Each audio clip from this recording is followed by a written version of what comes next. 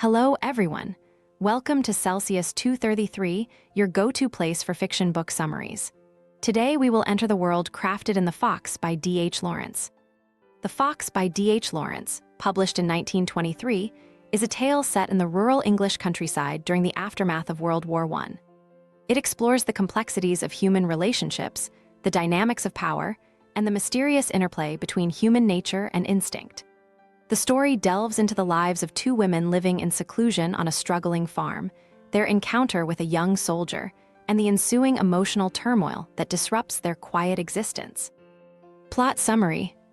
In the bleak English countryside, in the years following the Great War, two women, Nellie March and Jill Banford, live together on Bailey Farm. The war has left its mark on the world, and they are part of the scattered souls seeking solace in isolation. They have taken on the task of running the farm, intending to carve out a simple life by raising poultry, but nothing about their venture seems to prosper. The chickens they tend refuse to lay eggs, succumbing instead to strange illnesses, and the specter of a sly fox looms over them, stealing away the few hens they manage to raise. The farm, meant to be their sanctuary, becomes a place of quiet desperation. March, the more robust and pragmatic of the two, takes on the heavy labor.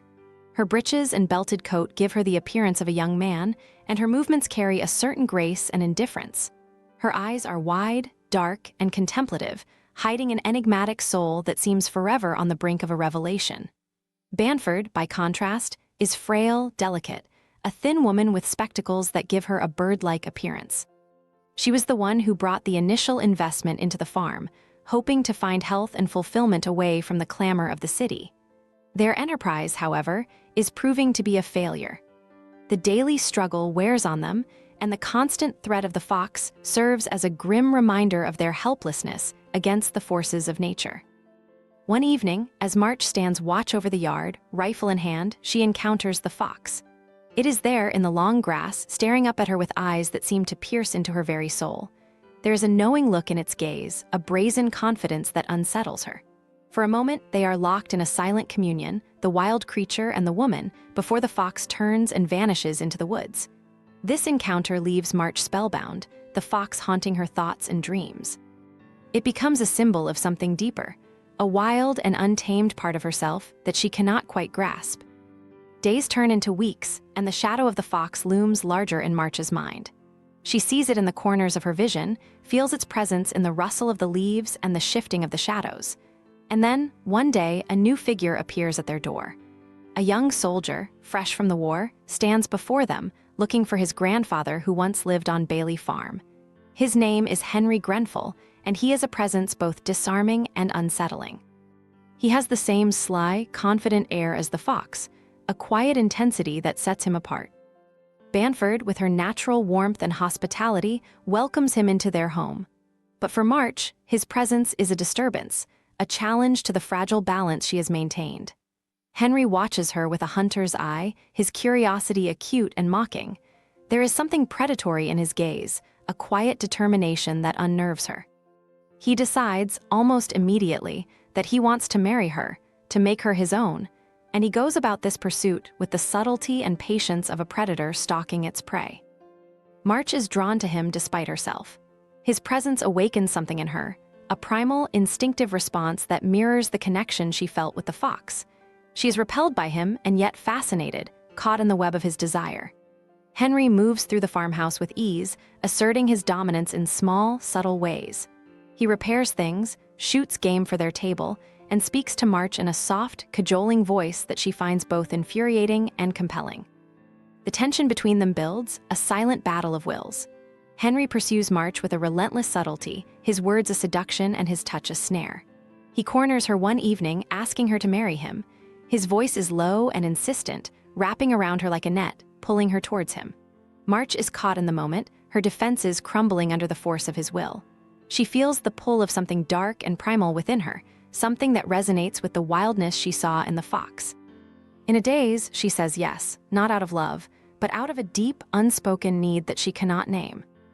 Banford is bewildered by this turn of events. She had not seen the danger coming, had not understood the silent struggle that had been unfolding in their midst. The farm, which had been their shared refuge, is now a battleground, the air heavy with unspoken tension. Banford watches helplessly as Henry takes over, his presence growing ever more oppressive. The fox that once haunted their nights has taken on human form, and there is no escape. As the days pass, the atmosphere becomes more charged. Henry becomes more assertive, his actions more possessive. He hunts not just the animals of the farm, but March herself, seeking to bind her to him completely. He is the fox, and she is his prey, caught in the snare of his desire. Banford, sensitive and nervous, feels the shift in the air but is powerless to stop it. She tries to intervene, to remind March of their bond, but the connection between the two women is no longer the same. March has been marked by Henry, claimed in a way that she does not fully understand, but cannot resist. Tragedy strikes when Banford is killed in an accident. It is an event that seems almost inevitable, the final act in the drama that has been playing out on the farm. With Banford gone, the last barrier to Henry's control is removed. He stands over the farm like a conqueror, victorious and unchallenged. March is left with nothing but the echo of the fox's cry in her mind, the haunting memory of what she has lost.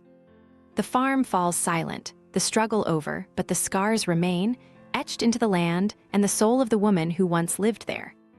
That's it for today, but if you're looking for more great reads, dive into other books by D.H. Lawrence. Details are in the description or on Celsius 233. Remember, while our summaries capture the essence, they can never replace the full experience of reading the book. If this summary intrigued you, consider diving into the complete story, buy the book, and immerse yourself in D.H. Lawrence's original work. Bye-bye, take care, have fun.